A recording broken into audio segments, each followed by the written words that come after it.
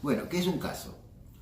Un caso se puede abordar desde distintas perspectivas.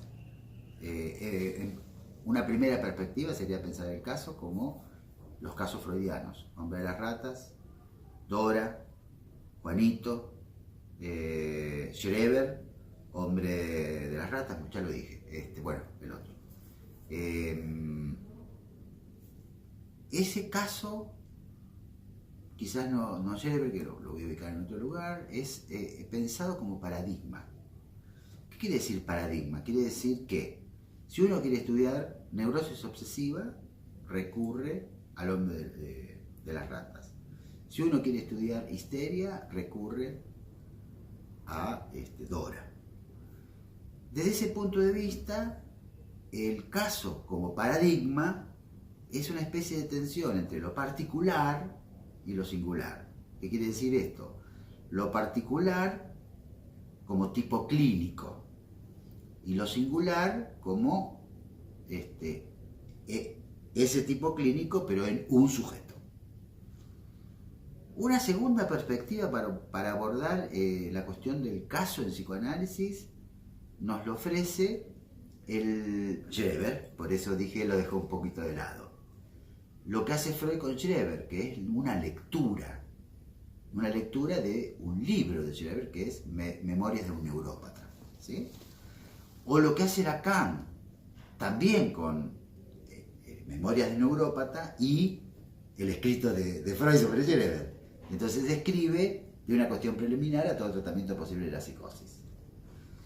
Otro ejemplo, dentro de la misma segunda perspectiva, lo que hace Lacan en el Severo 23 con Joyce, que le hace una lectura de la obra de Joyce y construye, en ese caso se construye un caso a partir de la lectura de escritos de ese sujeto, no del tratamiento concreto de un sujeto, ¿sí?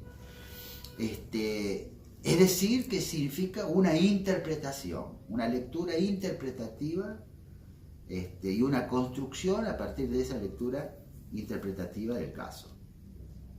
No es un caso que haya sido tratado, sino que se hace una lectura. Un tercer caso, una tercera perspectiva para abordar el caso, es el testimonio de una E. Especialmente el primer testimonio. Ahí no hay tensión entre lo particular y lo singular como en los casos freudianos, porque ahí sí lo que se revela desde el vamos es una singularidad. Y por otra parte, no es un caso presentado por un analista que llevó adelante un análisis o que hizo la lectura de una serie de escritos de ese sujeto, sino que es presentado por el propio sujeto que atravesó la experiencia y que llevó teóricamente la experiencia hasta su final. Esa es una tercera perspectiva. Y yo agregaría una cuarta, que es lo que hacemos cuando decimos presentamos un caso, que no es la presentación de un caso, es la presentación de un momento del análisis para ver ese momento. Nos interesa desde distintas, vamos a decir, a veces, por ejemplo, para ejemplificar el tema de una jornada, a veces para ejemplificar un tema que se está trabajando en ese momento, a veces para presentar un obstáculo y cómo se resuelve, que son generalmente, apuntan a iluminar un punto de la teoría. Por eso es un caso, no es un caso, por eso le llamamos viñeta, nunca hay un nombre, para retomarlo de las clasificaciones, nunca hay ningún nombre que termine de ser adecuado, entre comillas, a ese cuarto ejemplo, a esa cuarta perspectiva del caso. Bueno, me parece que con esas cuatro perspectivas podemos tener una idea de lo que llamamos caso en psicoanálisis. Bueno, la segunda pregunta es solidaria con la primera pregunta: ¿qué orienta y qué se transmite, ¿no?, en psicoanálisis en relación a un caso? En lo que yo llamaba la primera perspectiva, se transmite una estructura, un tipo clínico, y todo el trayecto de esa estructura, ese tipo clínico singularizada, es decir, en un sujeto, a lo largo de todo un análisis. Así que es muy importante para, digamos, más que sí, para la enseñanza del psicoanálisis, transmitir lo que es una estructura, o lo que después llamamos tipos clínicos, o la diferencia básica del psicoanálisis de psicosis, neurosis y perversión. Todavía es útil eso, a pesar de que después en la última enseñanza Lacan pueda modificar eso con la teoría de los nudos. Todavía es la base del psicoanálisis poder discriminar si estamos en presencia de una psicosis o de una neurosis. En el segundo caso, lo que yo llamé no los historiales clínicos, sino la lectura que se hace, es siempre hay que hacerlo con cuidado, pero se transmite también una manera de pensar, deducir del estilo y de la obra de un autor elementos que sirvan para iluminar cuestiones del psicoanálisis.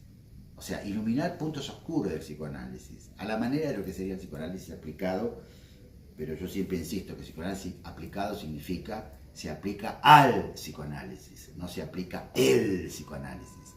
Entonces no es que esa lectura interpretativa va a ser para decir este sujeto es tal cosa, sino que esa lectura interpretativa va a servir para iluminar los puntos oscuros de nuestra propia teoría y hacer, como le gustaba a Lacan. Lacan lo decía siempre, hacer avanzar el psicoanálisis.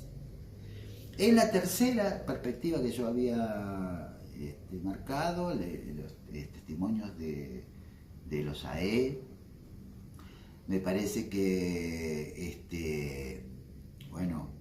es mostrar en acto los efectos reales de lo que llamamos orientación lacaniana y dirigir la cura desde la orientación lacaniana. Te guste o no te guste, esos son los resultados efectivos. Así que, digamos, creo que los AE son los únicos, casi podría decir, que demuestran en acto los efectos concretos de la orientación lacaniana, digamos. Bien, y en el cuarto caso, creo que se trata siempre de iluminar un punto, no todo un caso, no toda la trayectoria de un análisis, sino un momento muy restringido del análisis. Y se transmite mucho. Dos cuestiones. No solo la viñeta, para llamarla viñeta, ¿no? Lo que el analizante va elaborando en su análisis, los posibles cambios, los cortes, los pasajes en un análisis, sino puede servir para mostrar la presencia en acto del analista en su intervención, en su interpretación, en el manejo de la transferencia, ¿sí? Así que esa sería, me parece, la manera de pensar la orientación y que se transmite cuando se trata de la presentación de un caso en cualquiera de las cuatro perspectivas.